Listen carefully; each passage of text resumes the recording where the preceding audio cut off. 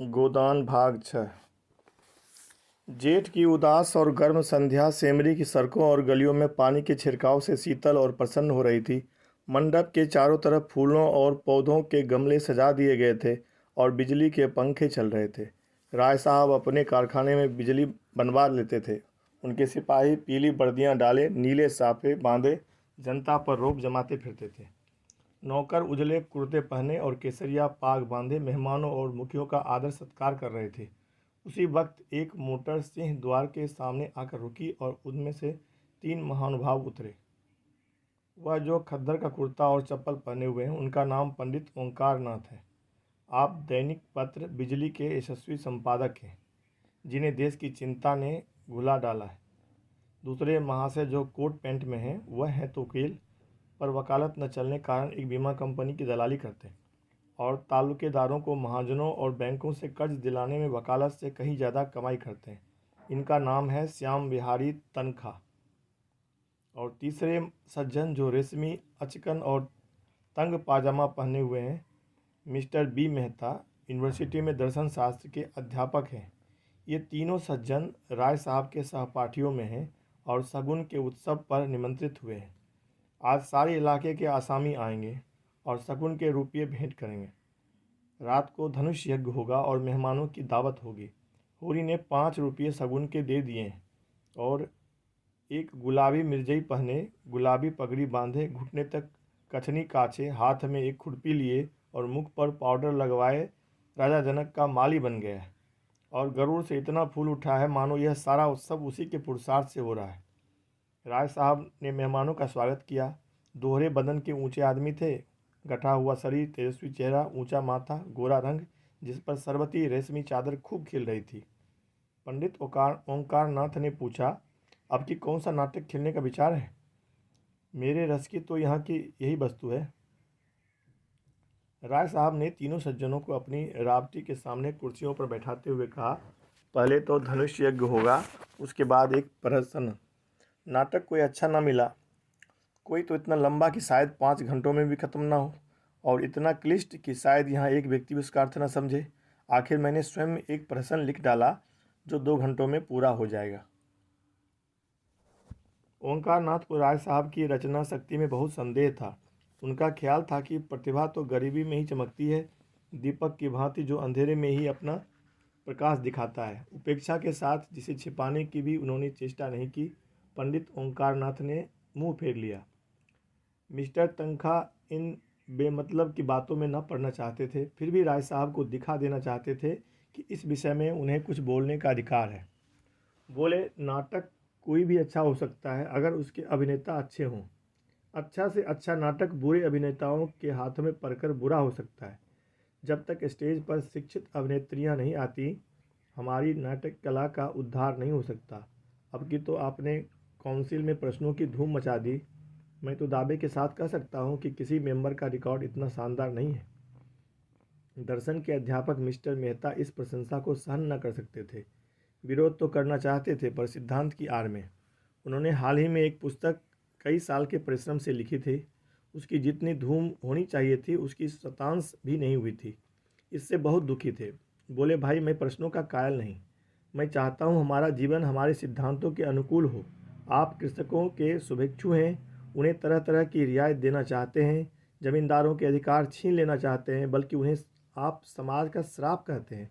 फिर भी आप जमींदार हैं, वैसे ही जमींदार जैसे हजारों और जमींदार हैं। अगर आपकी धारणा है कि कृषकों के साथ रियायत होनी चाहिए, तो पहले आप खुद शुरू करें। काश्तकारों को बगैर नजराने लिए पट्टे लिख दें, बेगार बंद कर दें, इजाफा लगान को तिलांजलि दे दें, चरावर ज़मीन छोड़ दें। मुझे उन लोगों से जरा भी हमदर्दी नहीं है जो बातें तो करते हैं कम्युनिस्टों की सी, मगर जीवन है रईसों का सा, उतना ही विलासमय, उतना ही स्वार्थ से भरा हुआ।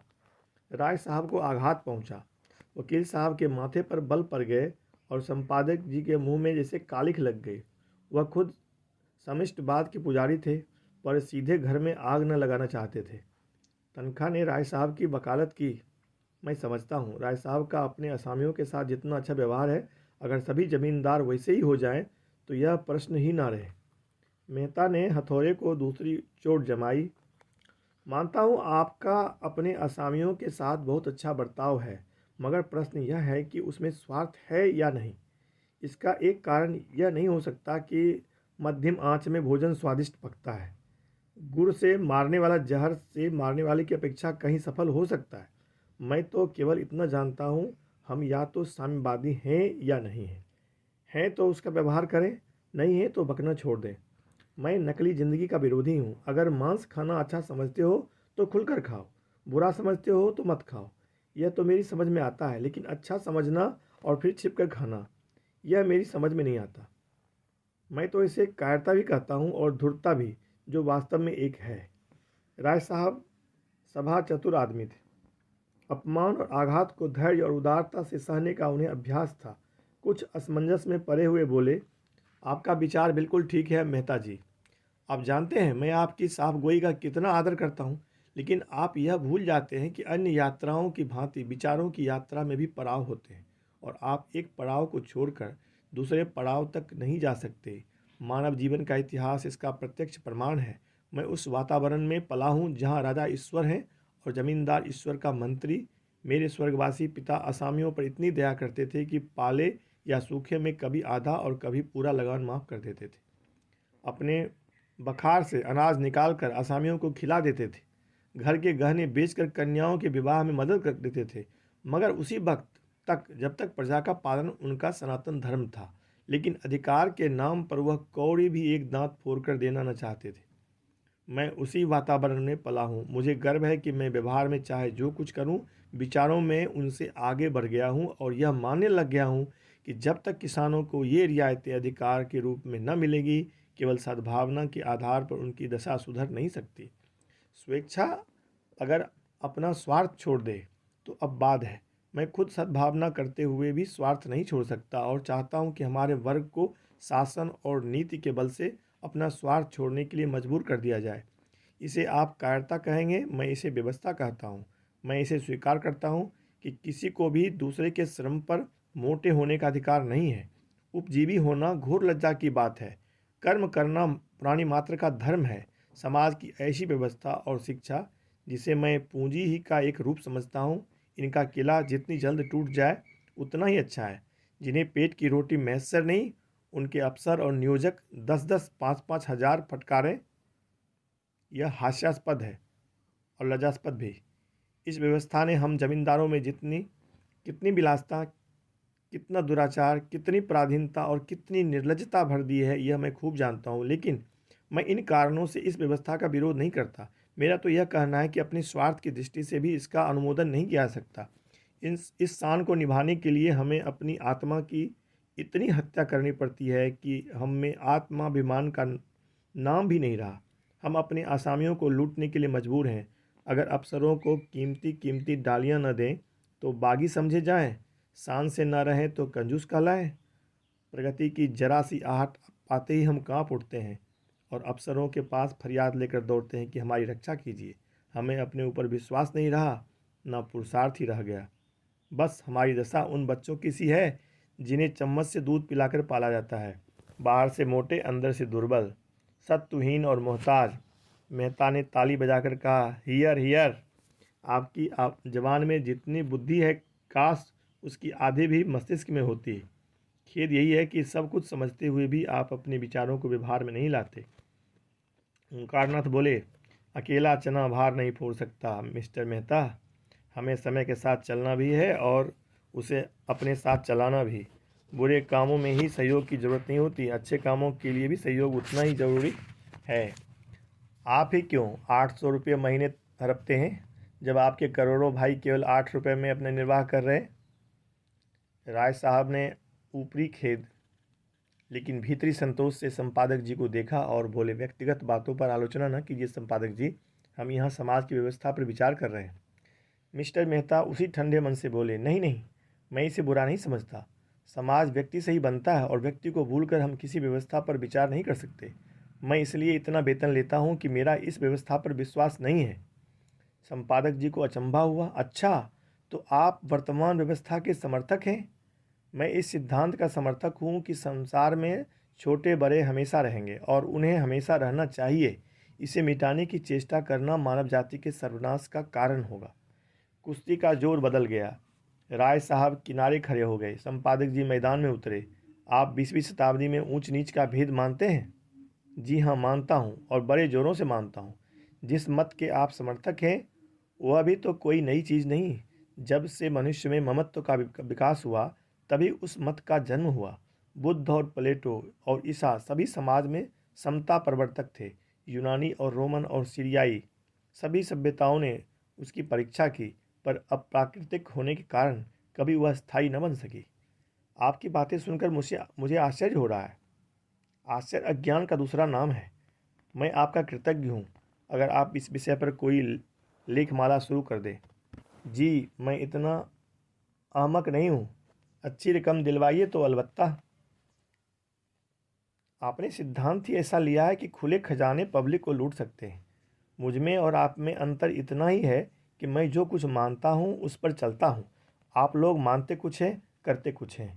धन को आप किसी उपायों से बराबर फैला सकते हैं, लेकिन बुद्धि को, चरित्र को और रूप को, प्रतिभा को और बल को बराबर फैलाना तो आपकी शक्ति के बाहर है। छोटे बड़े का भेद केवल धन से ही नहीं होता। मैंने बड़े बड़े धन कुबेरों को भिक्षुकों के सामने घुटने टेकते देखा है, और आपने भी देखा होगा। रूप के चौखट पर बड़े बड़े महीप नाक रगड़ते हैं, और आपने भी देखा होगा। रूप के चौखट पर बड़े बड़े महीप नाक रगड़ते हैं। क्या यह सामाजिक विषमता नहीं है? आप रूस की मिसाल देंगे, वहाँ इसके सिवाय और क्या है कि मिल के मालिक के राज कर्मचारी का रूप ले लिया। वहाँ इसके सिवाय और क्या है कि मिल के मालिक ने राज कर्मचारी का रूप ले लिया है। बुद्धि तब भी राज करती थी, अब भी करती है, और हमेशा करती रहेगी। तस्तरी में पान आ गए थे। राय साहब ने मेहमानों को पान और इलायची देते हुए कहा, बुद्धि अगर स्वार्थ से मुक्त हो तो हमें उसकी प्रभुता मानने में कोई आपत्ति नहीं। समाजवाद का यही आदर्श है। हम साधु महात्माओं के सामने इसीलिए सिर झुकाते हैं कि उसमें त्याग का बल है। इसी तरह हम बुद्धि के हाथ में अधिकार भी देना चाहते हैं, सम्मान भी, नेतृत्व भी, लेकिन संपत्ति किसी तरह नहीं। बुद्धि का अधिकार और सम्मान व्यक्ति के साथ चला जाता है, लेकिन उसकी संपत्ति विष बोने के लिए उसके बाद और भी प्रबल हो जाती है। बुद्धि के बगैर किसी समाज का संचालन नहीं हो सकता। हम केवल इस बिच्छू का डंक तोड़ देना चाहते हैं। दूसरी मोटर आ पहुंची और मिस्टर खन्ना उतरे, जो एक बैंक के मैनेजर और शक्कर मिल के मैनेजिंग डायरेक्टर हैं। दो देवियां भी उनके साथ थी। राय साहब ने दोनों देवियों को उतारा। वह जो खद्दर की एक साड़ी पहने हुए बहुत गंभीर और विचारशील सी हैं, मिस्टर खन्ना की पत्नी कामनी खन्ना है।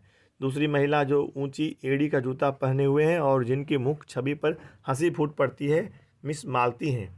आप इंग्लैंड से डॉक्टरी पढ़ाई हैं और अब प्रैक्टिस करती हैं। तालुकेदारों के महलों में उनका बहुत प्रवेश है। आप नवयुग की साक्षात प्रतिमा हैं। गात कोमल, पर चपलता कूट कूट कर भरी हुई। झिझक या संकोच का कहीं नाम नहीं। मेकअप में प्रवीण, बला की हाजिर जवाब, पुरुष मनोविज्ञान की अच्छी जानकार, आमोद प्रमोद को जीवन का तत्व समझने वाली, लुभाने और रिझाने की कला में निपुण। जहाँ आत्मा का स्थान है वहाँ प्रदर्शन, जहाँ हृदय का स्थान है वहाँ हाव भाव। मनोद्गारों पर कठोर निग्रह, जिसमें इच्छा या अभिलाषा का लोप सा हो गया। आपने मिस्टर मेहता से हाथ मिलाते हुए कहा, सच कहती हूँ, आप सूरत से ही फिलोसफर मालूम होते हैं। इस नई रचना में तो अपने आत्मवादियों को उधेड़ कर रख दिया। पढ़ते पढ़ते कई बार मेरे जी में आया कि आपसे लड़ जाऊं। फिलोसफरों में सहृदयता क्यों गायब हो जाती है? मेहता झेप गए। बिना ब्याहे थे और नवयुग के रमणियों से पनाह मांगते थे। पुरुषों की मंडली में खूब झाँकते थे, मगर ज्यों ही कोई महिला आई और आपकी जबान बंद हुई, जैसे बुद्धि पर ताला लग जाता था। स्त्रियों से शिष्ट व्यवहार तक करने की सुध न रहती थी। मिस्टर खन्ना ने पूछा, फिलासफरों की सूरत में क्या खास बात होती है देवी जी? मालती ने मेहता की ओर दया भाव से देखकर कहा, मिस्टर मेहता, बुरा न माने तो बतला दूं। खन्ना मिस मालती के उपासकों में थे। जहाँ मिस मालती जाएं वहाँ खन्ना का पहुँचना लाजिम था। उसके आसपास भौरे की तरह मंडराते रहते थे। हर समय उनकी यही इच्छा रहती थी कि मालती से अधिक वही बोले, उनकी निगाह अधिक से अधिक उन्हीं पर रहे। खन्ना ने आंख मारकर कहा, फिलोसफर किसी की बात का बुरा नहीं मानते, उनकी यही सिफत है। तो सुनिए, फिलोसफर हमेशा मुर्दा दिल होते हैं। जब देखिए अपने विचारों में मगन बैठे हैं, आपकी तरफ झांकेंगे मगर आपको देखेंगे नहीं। आप उनसे बातें किए जाएं, कुछ सुनेंगे ही, जैसे शून्य में उड़ रहे हों। सब लोगों ने कहा मारा। मिस्टर मेहता जैसे ज़मीन में गिर गए।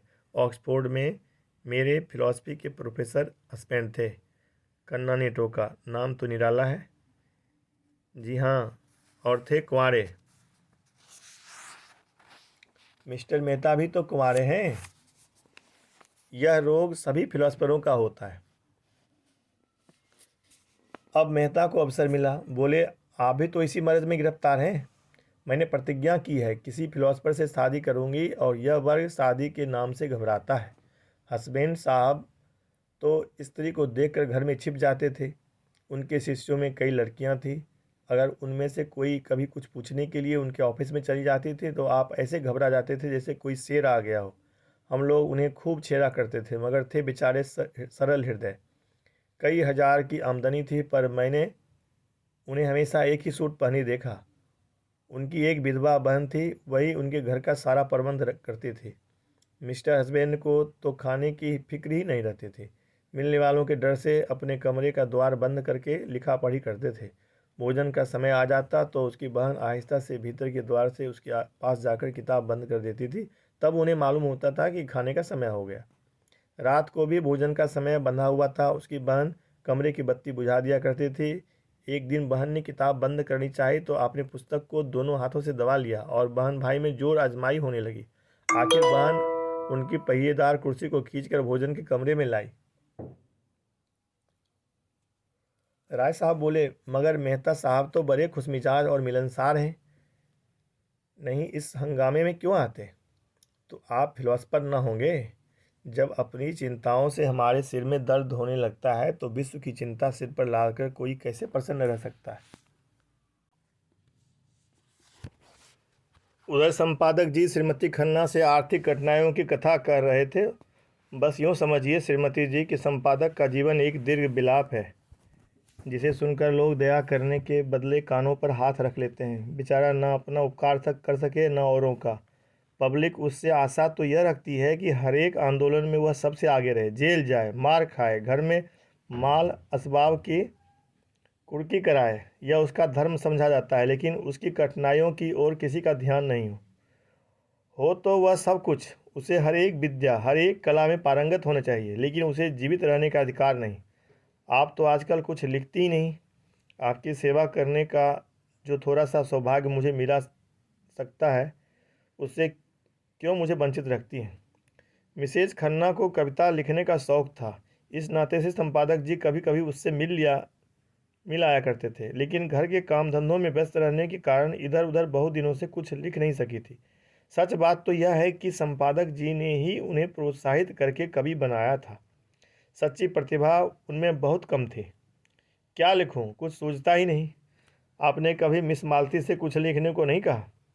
संपादक जी उपेक्षा भाव से बोले, उनका समय मूल्यवान है कामनी देवी। लिखते तो वह लोग हैं जिनके अंदर कुछ दर्द है, अनुराग है, लगन है, विचार है। जिन्होंने धन और भोग विलास को जीवन का लक्ष्य बना लिया, वह क्या लिखेंगे? कामिनी ने ईर्ष्या मिश्रित विनोद से कहा, अगर आप उनसे कुछ लिखा सकें तो आपका प्रचार दुगुना हो जाए। लखनऊ में तो ऐसा कोई रसिक नहीं है जो आपका ग्राहक न बन जाए। अगर धन मेरे जीवन का आदर्श होता तो आज मैं इस दशा में न होता। मुझे भी धन कमाने की कला आती है। आज चाहूँ तो लाखों कमा सकता हूँ, लेकिन यहाँ तो धन को कभी कुछ समझा ही नहीं। साहित्य की सेवा अपने जीवन का ध्येय है और रहेगा। कम से कम मेरा नाम तो ग्राहकों में लिखवा दीजिए। आपका नाम ग्राहकों में नहीं, संरक्षकों में लिखूंगा। संरक्षकों में रानियों महारानियों को रखिए, जिनकी थोड़ी सी खुशामद करके आप अपने पत्र को लाभ की चीज़ बना सकते हैं। मेरी रानी महारानी आप हैं। मैं तो आपके सामने किसी रानी महारानी की हकीकत नहीं समझता। जिसमें दया और विवेक है वही मेरी रानी है। खुशामद से मुझे घृणा है। कामिनी ने चुटकी ली। लेकिन मेरी खुशामद तो आप कर रहे हैं संपादक जी।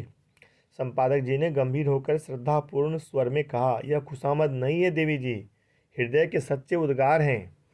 राय साहब ने पुकारा, संपादक जी जरा इधर आइएगा, मिस मालती आपसे कुछ कहना चाहती हैं। संपादक जी की वह सारी अकड़ गायब हो गई। नम्रता और विनय की मूर्ति बने हुए आकर खड़े हो गए। मालती ने उन्हें सदैव नेत्रों से देखकर कहा, मैं अभी कह रही थी कि दुनिया में मुझे सबसे ज़्यादा डर संपादकों से लगता है।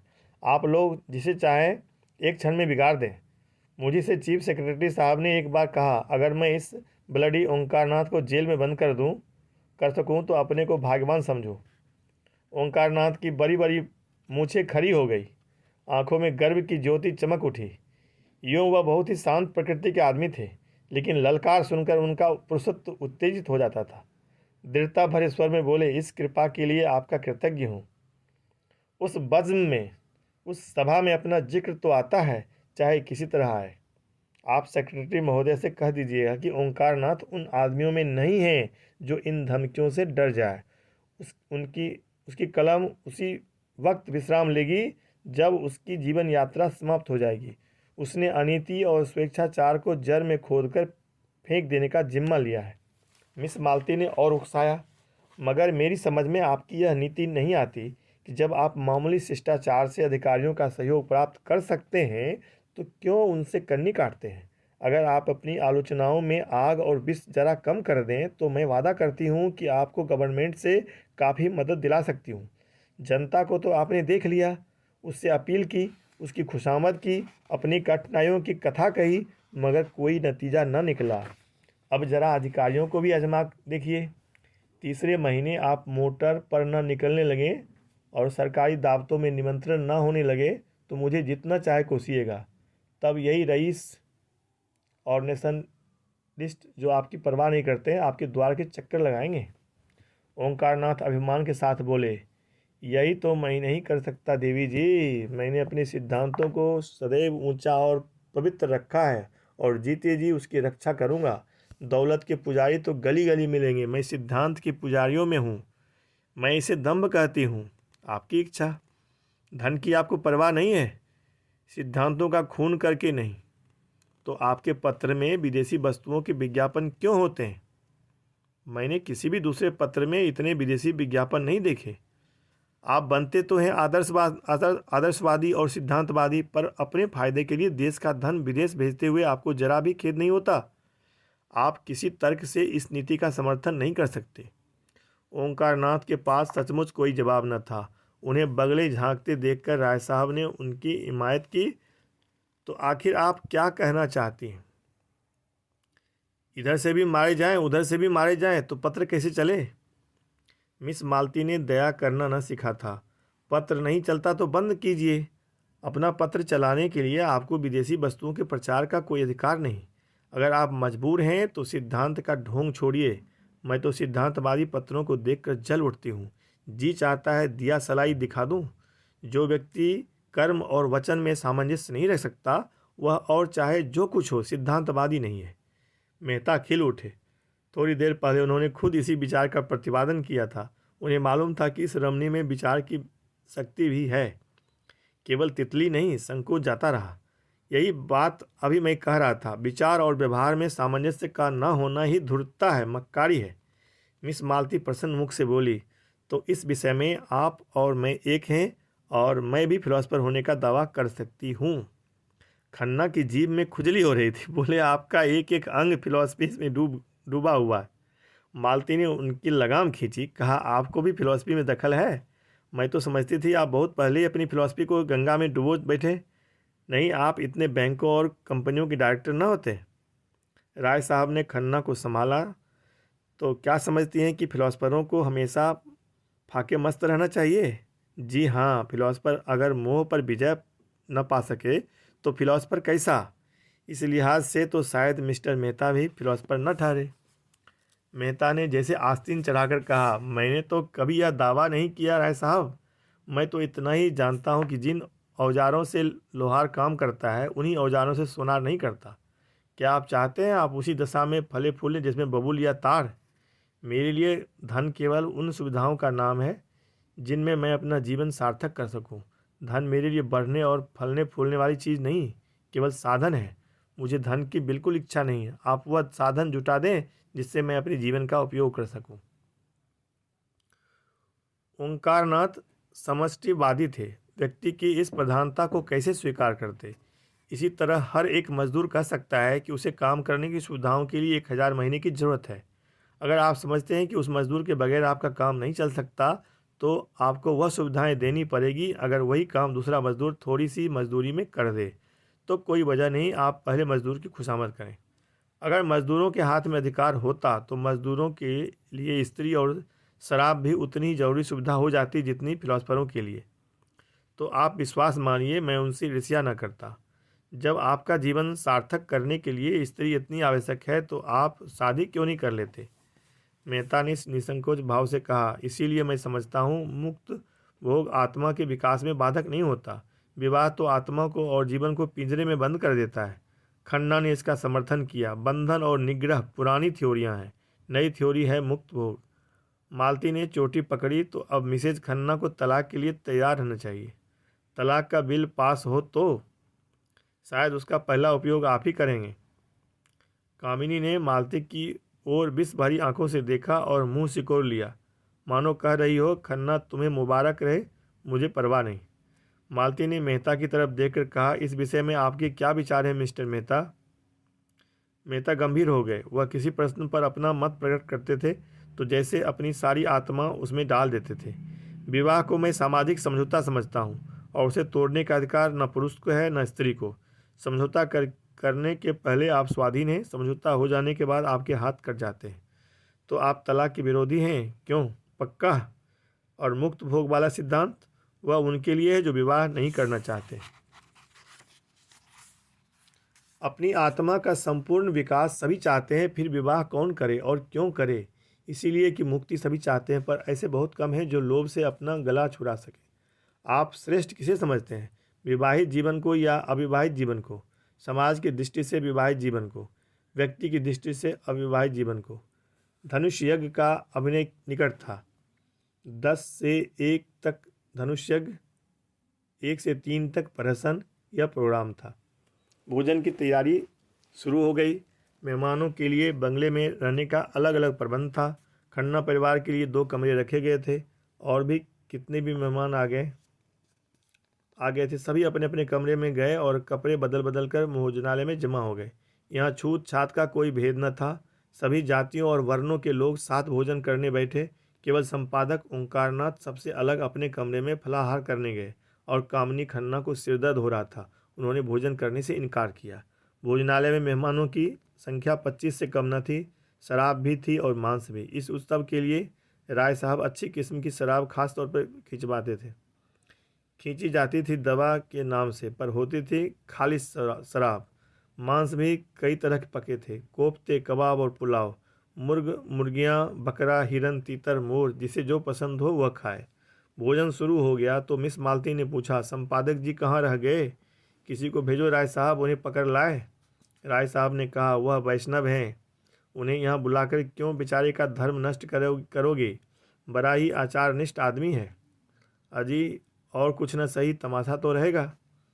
सहसा एक सज्जन को देखकर उसने पुकारा, आप भी तशरीफ रखते हैं मिर्जा खुर्शेद? यह काम आपकी सुपुर्द, आपकी लियाकत की परीक्षा हो जाएगी। मिर्जा खुर्शेद गोरे चिट्ठे आदमी थे। भूरी भूरी मूछें, नीली आंखें, दोहरी देह, चांद के बाल, सफाचट, शक्लियाँ अचकन और चूड़ीदार पाजामा पहने थे। ऊपर से हैट लगा लेते थे। वोटिंग के समय चौंक पड़ते थे और नेशनलिस्टों की तरफ से वोट देते थे। सूफी मुसलमान थे, 2 बार हज कर आए थे, मगर शराब खूब पीते थे। कहते थे जब हम खुदा का एक हुक्म भी कभी नहीं मानते तो दीन के लिए क्यों जानते। बड़े दिल्लगीबाज, बेफिक्रे जीव थे। पहले बसरे में ठीके का कारोबार करते थे, लाखों कमाए, मगर सामत आई कि एक मेम से आसनाई कर बैठे। मुकदमेबाजी हुई, जेल जाते जाते बचे। 24 घंटे के अंदर मुल्क से निकल जाने का हुक्म हुआ। जो कुछ जहाँ था वहीं छोड़ा और फिर 50,000 लेकर भाग खड़े हुए। बम्बई में उनके एजेंट थे, सोचा था उनसे हिसाब किताब कर लेंगे और जो कुछ निकलेगा उसी में ज़िंदगी काट लेंगे, मगर एजेंटों ने जाल करके उनसे वह 50,000 भी ऐंठ लिए। निराश होकर वहाँ से लखनऊ चले। गाड़ी में एक महात्मा से साक्षात हुआ। महात्मा जी ने उन्हें सब्ज बाग दिखाकर उनकी घड़ी, अंगूठियाँ, रुपये सब उड़ा दिए। बेचारे लखनऊ पहुँचे तो देह के कपड़ों के सिवा कुछ न था। राय साहब से पुरानी मुलाकात थी, कुछ उनकी मदद से और कुछ अन्य मित्रों की मदद से एक जूते की दुकान खोल ली। अब वह लखनऊ की सबसे चलती हुई जूते की दुकान थी। 400-500 रोज़ की बिक्री थी। जनता को उन पर थोड़े ही दिनों में इतना विश्वास हो गया कि एक बड़े भारी मुस्लिम ताल्लुकेदार को नीचा दिखाकर काउंसिल में पहुंच गए।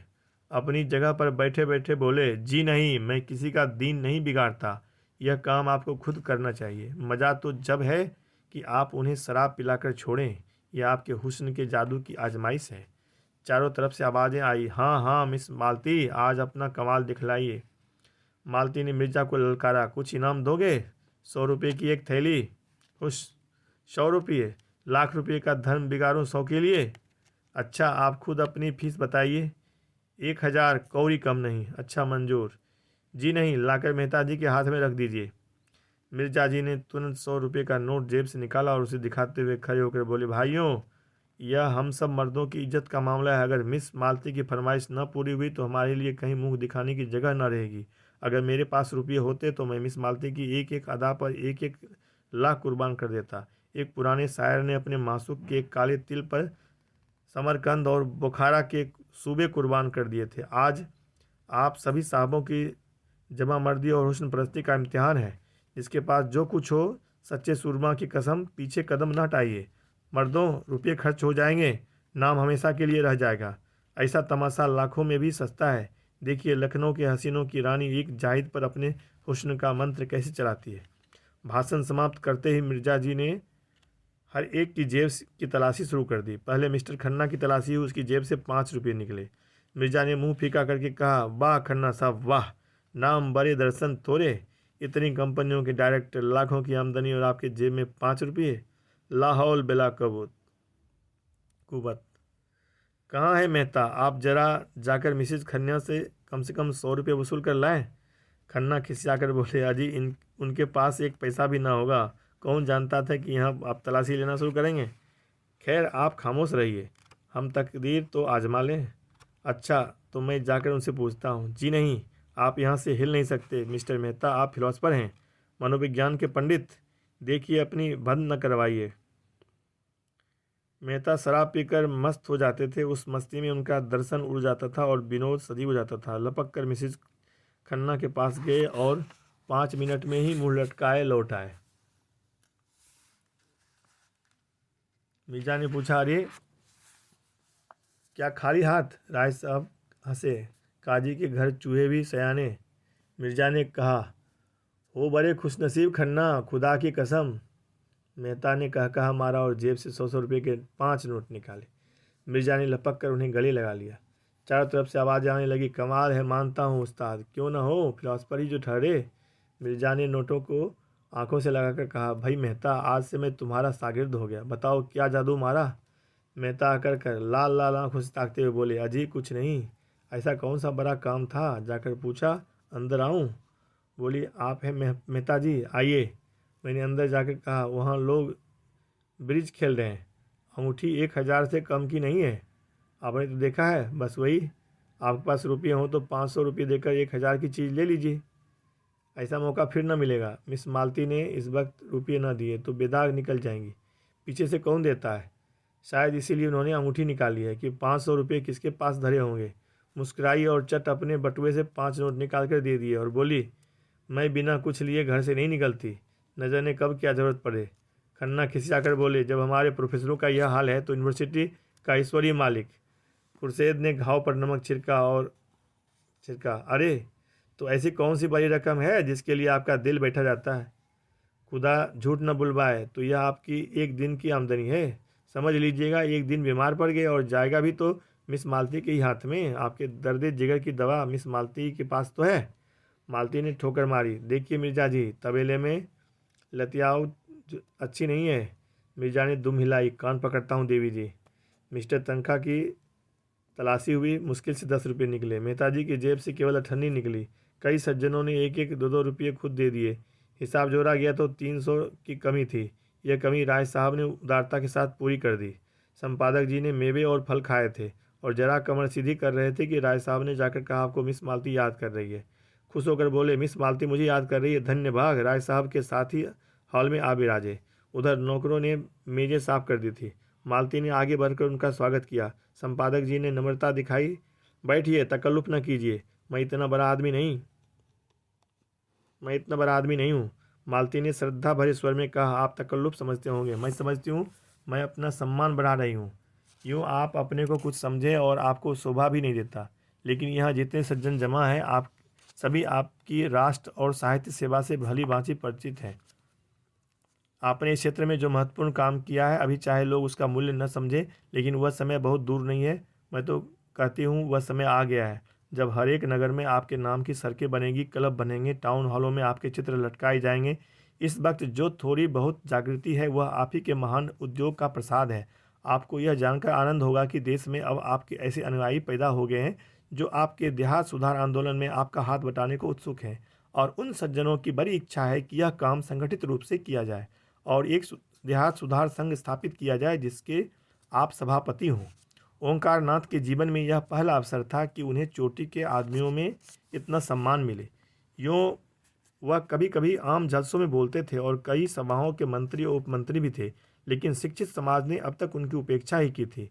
उन लोगों में वह किसी तरह न मिल पाते थे, इसलिए आम जलसों में उनकी निष्क्रियता और स्वार्थांधता की शिकायत किया करते थे और अपने पत्र में एक एक को रंग देते थे। कलम तेज थी, बानी कठोर, साफ गोई की जगह उच्चृंखलता कर बैठते थे, इसलिए लोग उन्हें खाली ढोल समझते थे।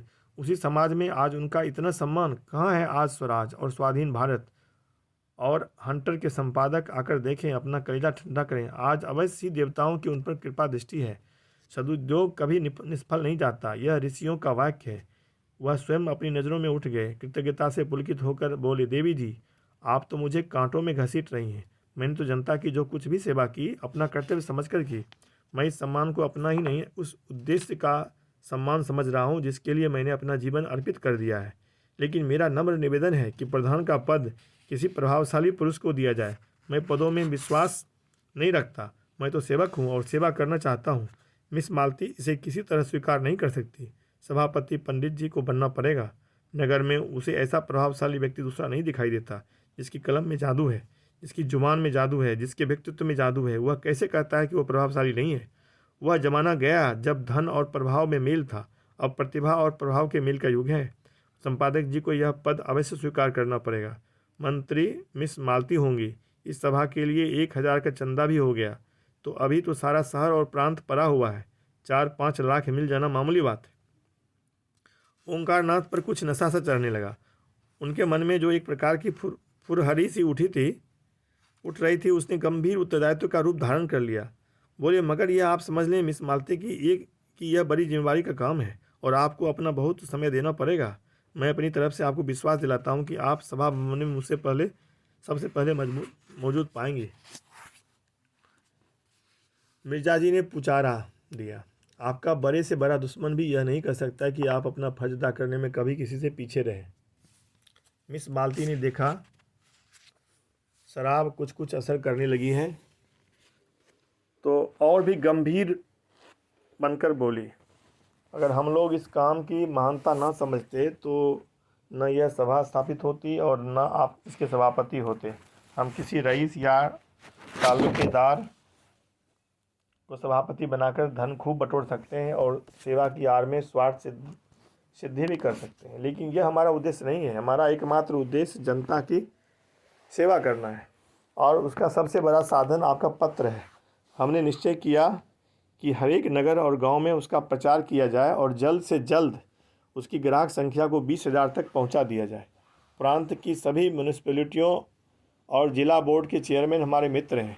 कई चेयरमैन तो यही विराजमान हैं। अगर हर एक ने 500 प्रतियाँ भी ले ली तो 25,000 प्रतियाँ तो आप यकीन समझें। फिर राय साहब और मिर्ज़ा साहब की यह सलाह है कि काउंसिल में इस विषय का एक प्रस्ताव रखा जाए कि प्रत्येक गांव के लिए बिजली की एक प्रति सरकारी तौर पर मंगाई जाए और या कुछ वार्षिक सहायता स्वीकार की जाए, और हमें पूरा विश्वास है कि यह प्रस्ताव पास हो जाएगा। ओंकारनाथ ने जैसे नशे में झूमते हुए कहा, हमें गवर्नर के पास डेपुटेशन ले जाना होगा। मिर्ज़ा खुर्शीद बोले, ज़रूर। उनसे कहना होगा कि किसी सभ्य शासन के लिए कितनी लज्जा और कलंक की बात है कि ग्रामोत्थान का अकेला पत्र होने पर भी बिजली का अस्तित्व तक नहीं स्वीकार किया जाता। मिर्ज़ा खुर्शीद ने कहा, अवश्य। मैं गर्व नहीं करता, अभी गर्व करने का समय नहीं आया है, लेकिन मुझे इसका दावा है कि ग्राम्य संगठन के लिए बिजली ने जितना उद्योग किया है। मिस्टर मेहता ने सुधारा, नहीं महाशय, तपस्या कहिए। मैं मिस्टर मेहता को धन्यवाद देता हूँ। हाँ, इसे तपस्या ही कहना चाहिए, बड़ी कठोर तपस्या। बिजली ने जो तपस्या की है वह इस प्रांत के ही नहीं, इस राष्ट्र के इतिहास में अभूतपूर्व है। मिर्जा खुर्शीद बोली, ज़रूर ज़रूर। मिस मालती ने एक पेग और दिया। हमारे संघ ने यह निश्चय भी किया है कि काउंसिल में अब की जो जगह खाली हो उसके लिए आपको उम्मीदवार खड़ा किया जाए। आपको केवल अपनी स्वीकृति देनी होगी, शेष सारा काम हम लोग कर लेंगे।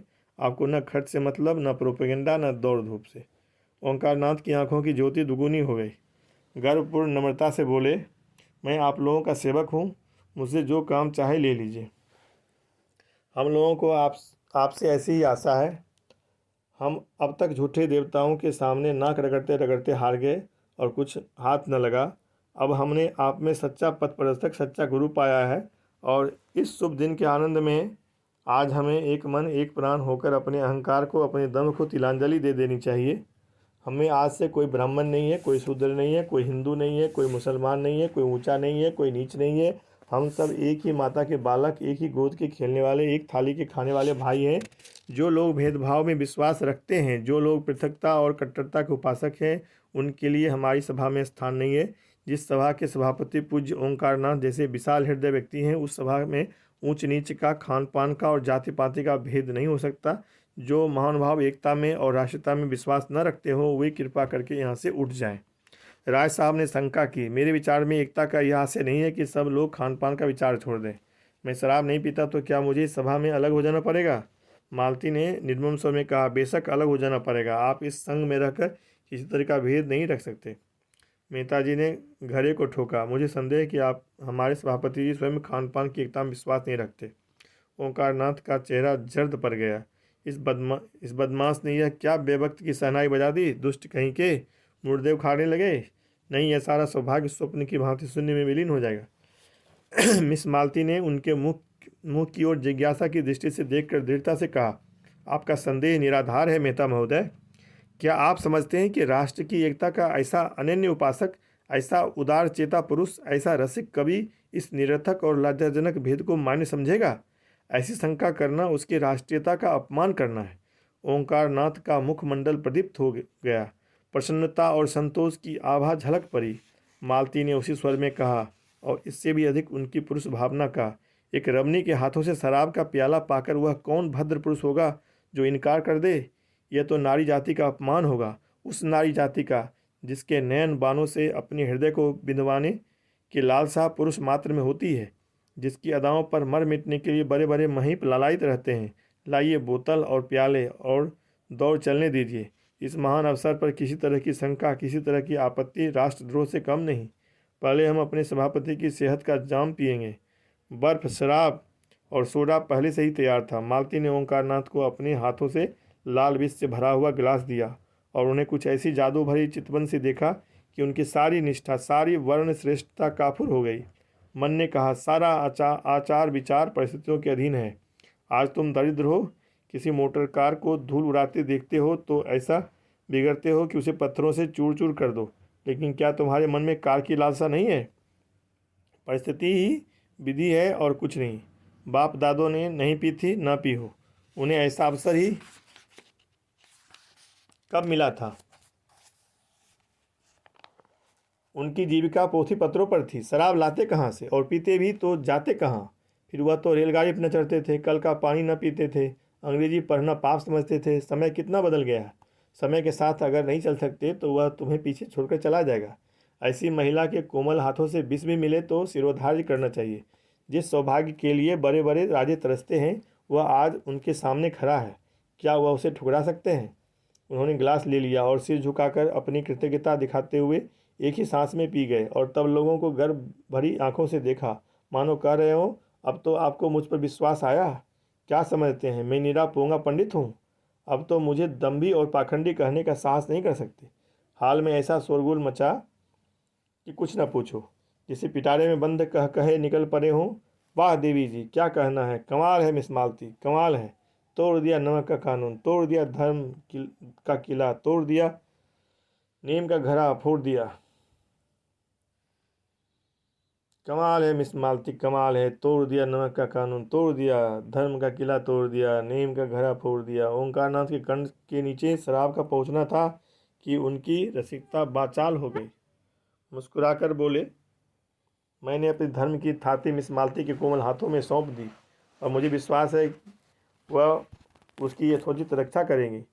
उनके चरण कमलों को इस प्रसाद पर मैं ऐसे 1000 धर्मों को निछावर कर सकता हूँ। कहों से हाल गूंज उठा। संपादक जी का चेहरा फूल उठा था, आंखें झुकी पड़ी थी। दूसरा गिलास भरकर बोले, यह मिस मालती की सेहत का जाम था, आप लोग पिएं और उन्हें आशीर्वाद दें। लोगों ने फिर अपने अपने गिलास खाली कर दिए। उसी वक्त मिर्जा खुर्शीद ने एक माला लाकर संपादक जी के गले में डाल दी और बोले, सज्जनों, फिदवी ने भी अपने पूज्य सदर साहब के शान में एक कसीदा कहा है, आप लोगों की इजाज़त हो तो सुनाऊं। चारों तरफ से आवाज़ें आई, हाँ हाँ ज़रूर सुनाइए। ओंकारनाथ भंग तो आए दिन पिया करते थे, उनका मस्तिष्क उसका अभ्यस्त हो गया था, मगर शराब पीने का उन्हें यह पहला अवसर था। भंग का नशा मंतर गति से एक स्वप्न की भांति आता था और मस्तिष्क पर मेघ के समान छा जाता था। उसकी चेतना बनी रहती थी। उन्हें खुद मालूम होता था कि इस समय उसकी वाणी बड़ी लच्छेदार है और उनकी कल्पना बहुत प्रबल है। शराब का नशा उनके ऊपर सिंह की भांति झपटा और दबोच बैठा। वह कहते कुछ हैं, मुंह से निकलता कुछ है। फिर यह ज्ञान भी जाता रहा, वह क्या कहते हैं और क्या करते हैं इसकी सुधि ही न रही। यह स्वप्न का रोमानी विचित्र न था, जागृति का वह चक्कर था जिसमें आकार निराकार हो जाता है। न जाने कैसे उसके मस्तिष्क में यह कल्पना जाग उठी कि कसीदा पढ़ना कोई बड़ा अनुचित काम है। मेज पर हाथ पटक कर बोले, नहीं, कदापि नहीं, यहाँ कोई कसीदा नहीं होगा, नहीं होगा। हम सभापति हैं, हमारा हुक्म है। हम अभी इस सभा को तोड़ सकते हैं, अभी तोड़ सकते हैं, सभी को निकाल सकते हैं। कोई हमारा कुछ नहीं कर सकता। हम सभापति हैं, कोई दूसरा सभापति नहीं है। मिर्जा ने हाथ जोड़कर कहा, हुजूर, इस कसीदे में तो आपकी तारीफ की गई है। संपादक जी ने लाल पर ज्योतिहीन नेत्रों से देखा। तुम हमारी तारीफ क्यों की? क्यों की? बोलो, क्यों हमारी तारीफ की? हम किसी का नौकर नहीं है, किसी के बाप का नौकर नहीं है, किसी साले का दिया नहीं खाते। हम खुद संपादक हैं, हम बिजली का संपादक हैं। हम उसमें सबका तारीफ करेगा। देवी जी, हम तुम्हारा तारीफ नहीं करेगा। हम कोई बड़ा आदमी नहीं है, हम सबका गुलाम है। हम आपका चरण रज है। मालती देवी हमारा लक्ष्मी, हमारा सरस्वती, हमारा राधा। यह कहते हुए मालती के चरणों की तरफ झुके और मुंह के बल फर्श पर गिर पड़े। मिर्जा खुर्शीद ने दौड़कर उन्हें संभाला और कुर्सियां हटाकर वहीं जमीन पर लिटा दिया। फिर उनके कानों के पास मुंह ले जाकर बोले, राम राम सत्य है, कहिए तो आपका जनाजा निकालें। राय साहब ने कहा, कल देखना कितना बिगड़ता है। एक एक को अपने पत्र में रंग देगा और ऐसा रंग देगा कि आप भी याद करेंगे। एक ही दुष्ट है, किसी पर दया नहीं करता, लिखने में अपना जोड़ नहीं रखता। ऐसा गधा आदमी कैसे इतना अच्छा लिखता है, यह रहस्य है। कई आदमियों ने संपादक जी को उठाया और ले जाकर उनके कमरे में लिटा दिया। उधर पंडाल में धनुष यज्ञ हो रहा था।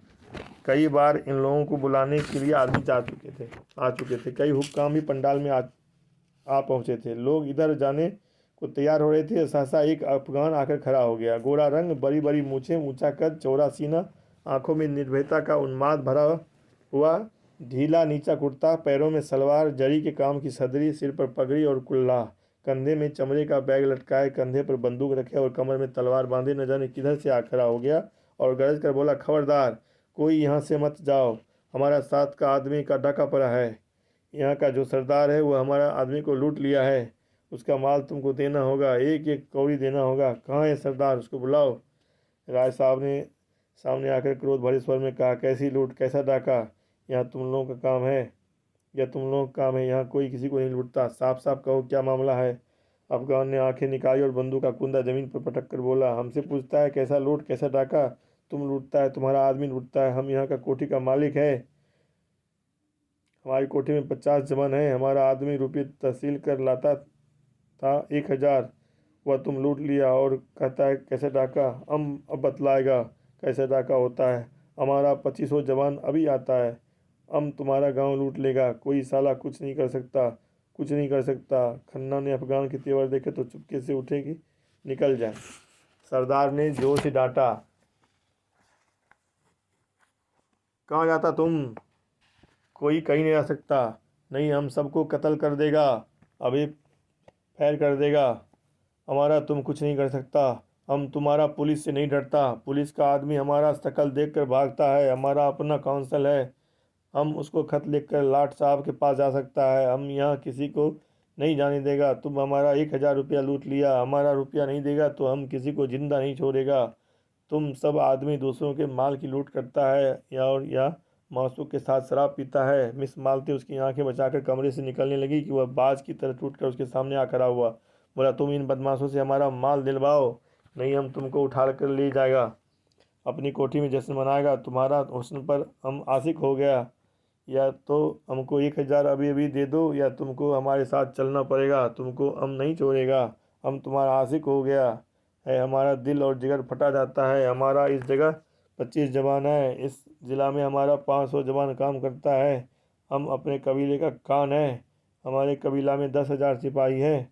हम काबुल के अमीर से लड़ सकता है। अंग्रेज़ सरकार हमको 20,000 सालाना खिराज देता है। अगर तुम हमारा रुपया नहीं देगा तो हम गांव लूट लेगा और तुम्हारा मासूक को उठा कर ले जाएगा। खून करने में हमको लुत्फ आता है, हम खून का दरिया बहा देगा। मजलिस पर आतंक छा गया। मिस मालती अपना चाहकना भूल गई। खन्ना की पिंडलियां कांप रही थी। बेचारे चोट चपेट के भय से एक मंजिल बंगले में रहते थे। जीने पर चढ़ना उनके लिए सूली पर चढ़ने से कम न था। गर्मी में भी डर के मारे कमरे में सोते थे। राय साहब को ठकुराई का अभिमान था। वह अपने गांव में एक पठान से डर जाना हास्यास्पद समझते थे, लेकिन उसकी बंदूक को क्या करते। उन्हें जरा भी ची चप्पड़ किया और इससे बंदूक चलाई। होश तो होते ही ये सब है, और निशाना भी इन सबों का कितना अचूक होता है। अगर उसके हाथ में बंदूक ना होती तो राय साहब उससे सींग मिलाने को भी तैयार हो जाते। मुश्किल यही थी कि दुष्ट किसी को बाहर नहीं जाने देता।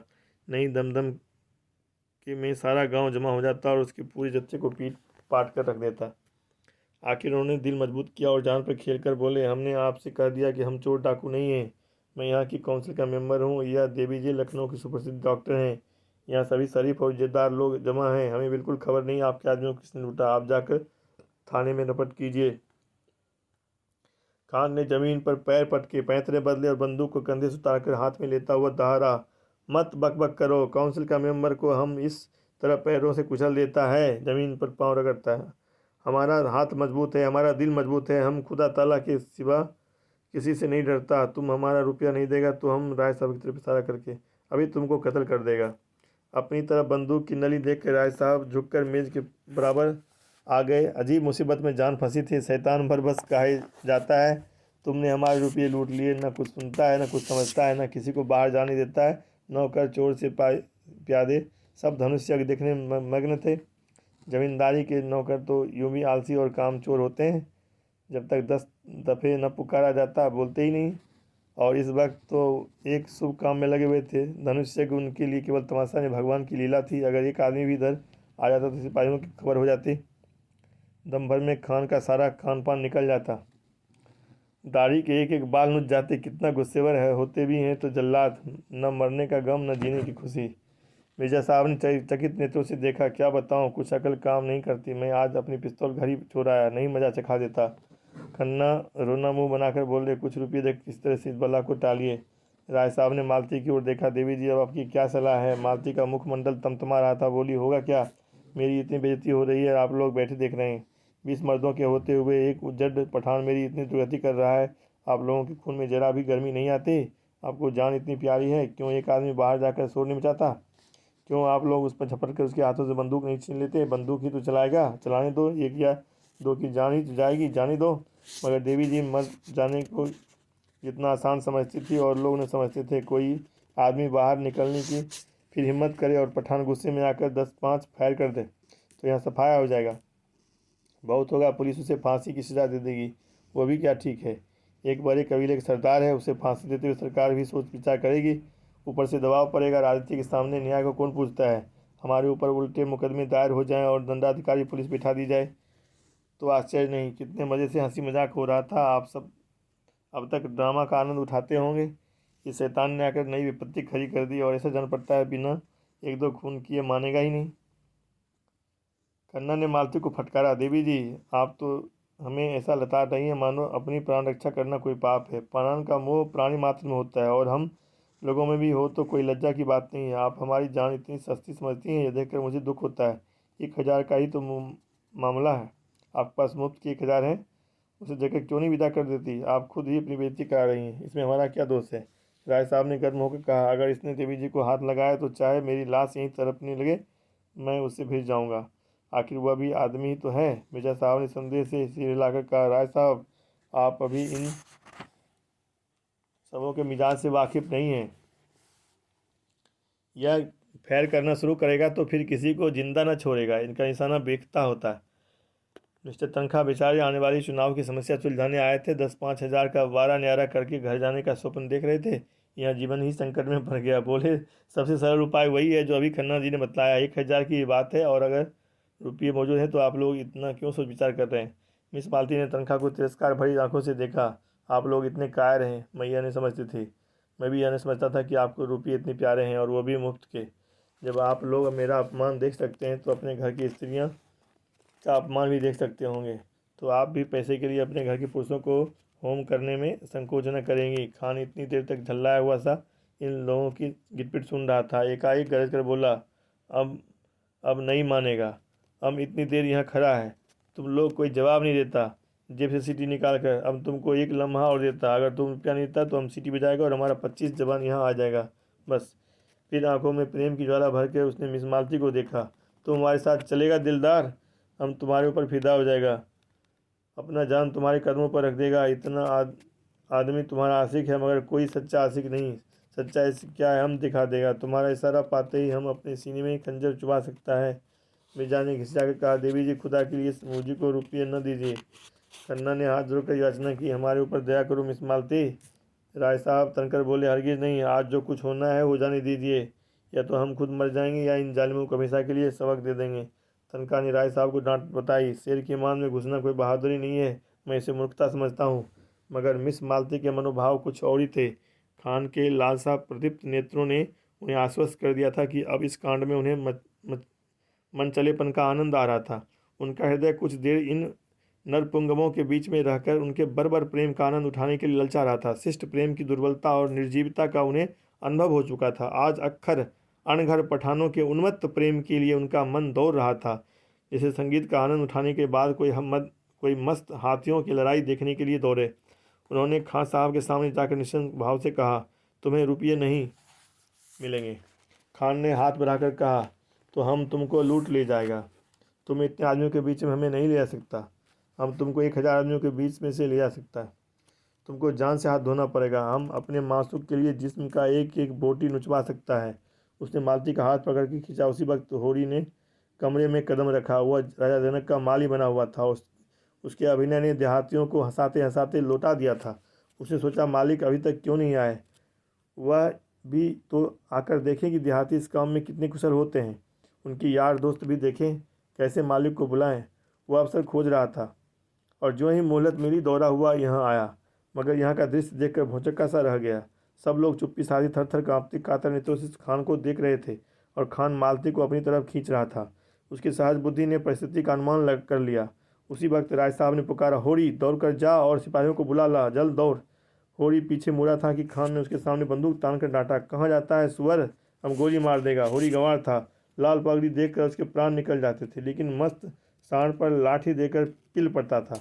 वह कायर न था, मारना और मरना दोनों ही जानता था। मगर पुलिस के हथकरों के सामने उसकी एक न चलती थी। बंधे कौन फिरे, रिश्वत के रुपये कहाँ से लाए, बाल बच्चों के किस पर छोड़े। मगर जब मालिक ललकारते हैं तो फिर किसका डर। तब तो वह मौत के मुंह में भी कूद सकता है। उसने झपट कर खान की कमर पकड़ी और ऐसा अरंगा मारा कि खान चारों खाने चित जमीन पर आ रहे और लगे पस्तों में गालियाँ देना। होरी उनकी छाती पर चढ़ बैठा और जोर से दाढ़ी पकड़ खींची। दाढ़ी उसके हाथ में आ गई। खान ने तुरंत अपनी कुल्हाड़ी उतारी फेंकी और जोर मार के खड़ा हो गया। अरे, यह तो मिस्टर मेहता है। वही। लोगों ने चारों तरफ से मेहता को घेर लिया। कोई उनके गले लगता, कोई उनकी पीठ पर थपकियां देता था, और मिस्टर मेहता के चेहरे पर न हंसी थी न गर्व। चुपचाप खड़े मानो कुछ हुआ ही नहीं। मालती ने नकली रोज से कहा, आपने यह बरूपापन कहाँ सीखा? मेरा दिल अभी तक धक धक कर रहा है, धड़ धड़ कर रहा है। मेहता ने मुस्कुराते हुए कहा, जरा इन भले आदमियों का जवामर्दी की परीक्षा ले रहा था। जो गुस्ताखी हुई हो उसे क्षमा कीजिए।